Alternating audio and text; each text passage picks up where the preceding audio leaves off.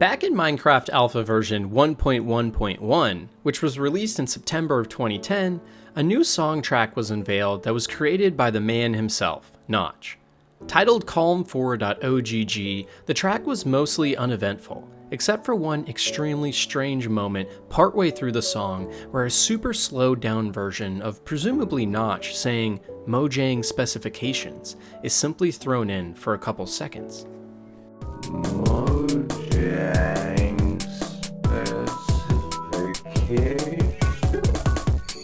In subsequent patches, this song was removed, and with the introduction of the Minecraft launcher in version 1.6.1, the ability to play this old track was actually blocked, since the music extraction method in-game had changed. The creepiest part about this whole ordeal, though, was that there never was any explanation. It simply left some players horrified after hearing this weird slowed down slang randomly while in caves in the game. However, in February of 2020, long after the track's initial release, Notch released this same Calm 4 track on his personal SoundCloud, but this time titling it Magnetic Circuit.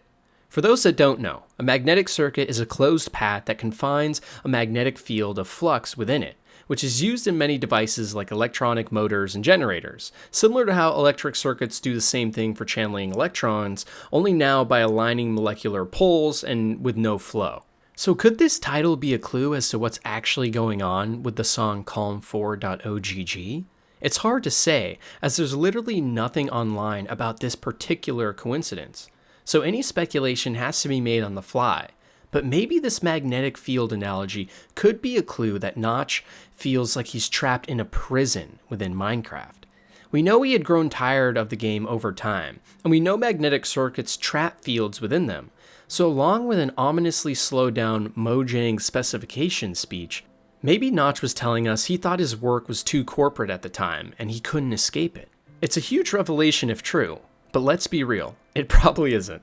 Let me know down below what you guys think the real meaning is. Or if you want to be boring, just mention it was a random song Notch created that people like me are blowing out of proportion. Because while that's the real answer, it's no fun. Inside of the acclaimed endgame, or nether regions of Minecraft, I just realized how weird that sounds, lies a Basalt Deltas biome that may be hiding some unknown secrets to the world of Minecraft.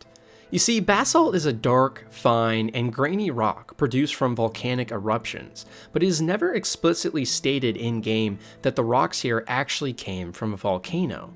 Where this gets really weird is sometimes when traveling around the biome, the player may hear this strange sound.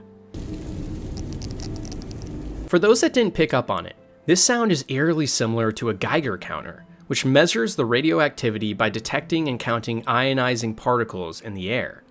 Could this be a clue from Mojang that the Nether may actually be radioactive from the result of a volcanic eruption, or even more hauntingly, something else? Because some other theories in Minecraft actually postulate that the ancient debris mineral type, which we can find in-game, may be the result of a nuclear explosion that originally created the Nether and spawned the now well-known in-game of Minecraft. Potentially this could mean that scientists at some point in the Minecraft universe went too far and set off a huge reactor meltdown and explosion experimenting with nuclear energy, and this could have created the Nether as we know it today, resulting in new mineral types and the Geiger sounds that we hear. On top of this, the actual region of the Nether points to radiation poisoning, as many of the trees have grown a lot of giant moss spores, which is interesting considering moss grows very well in highly radioactive environments. And lastly, the pigmen of the Nether also have many weird genetic mutations and problems that could be attributed to high radiation, as well that it turns them into zombified pigmen. Either way, the story of the Nether is shrouded in mystery, and a giant nuclear explosion seems to explain a lot of it. In 2012, with the rising popularity of Minecraft and exponentially growing player base, Mojang made the executive decision to start migrating player profiles over from their existing Minecraft accounts into the newly created Mojang accounts. Players were given the ability to simply migrate their account over to make sure they were included in new updates, but on May 3rd, 2018, years later, a mistake was made. Over 100 Minecraft accounts that had not transitioned to Mojang accounts during the now 6-year window were accidentally deleted. This meant their profile names and accounts were up for grabs, and with some of these accounts boasting popular names like Imperial, this meant they were quickly grabbed up by other players and bots. In order to rectify their mistake, Mojang reverted the changes and allowed the old account owners and the new account owners to keep the same name, giving them both their own unique identifiers at a database level, as this was seen as the only fair option for both sets of people who had gotten the name. Some of these accounts to this day are the most rare and coveted in all of Minecraft, but where this gets even more perplexing though, is that one account specifically, named Dakwa, actually had 74 references in NameMC, a Minecraft name database, not just 2. Some in the community speculated these were employee accounts used for testing, under the name Developer Account Quality Assurance. But Minecraft YouTuber the Mr. Epic actually exposed the real truth in 2020. You see, during the early days of Minecraft, many organizations would try to quote-unquote snipe usernames using an army of botnets, to later sell to players who were dying to get the names that they really wanted.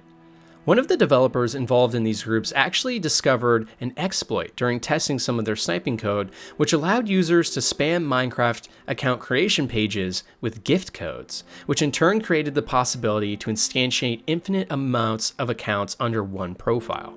On top of this, using the gift card method, each account was given a completely unique universal identifier that could join servers, change names, and a lot more. This meant this one coder was able to duplicate the Dakwa account over 70 times, resulting in the now infamous question of what these accounts really are.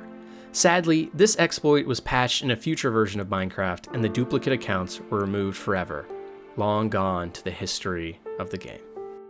In many ways, the Nether in Minecraft is its own version of hell, but almost no monsters in this land strike more fear into players' hearts than these giant flying pillows, the ghast. They shoot massive fireballs that can do up to 7 or more hearts of damage in one shot, and have been known to constantly kill players who venture into this mysterious and creepy place. But what exactly even are these ghasts? One theory from YouTuber SPDS takes an especially disturbing guess at this. You see, in the Minecraft Mobestiary, which is a breakdown of each and every creature you can find in-game, some players discovered that there were some pictures of ghasts that showed them as having mechanical insides with redstone controllers. This is a huge revelation, as it implies that these ghasts may actually be robots, but it only gets crazier from here. You see, in-game there's an advancement called Uneasy Alliance, which tasks players with rescuing a ghast from the Nether, bringing it safely home to the overworld, and then killing it. If we disregard how messed up this actually is, and just take a look at the text itself, it becomes immediately strange the wording that was used.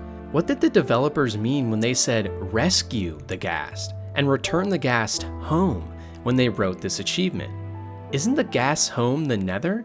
Why do we need to rescue them? Could it be that the ghasts are actually mechanical homes that are housing the souls of none other than humans?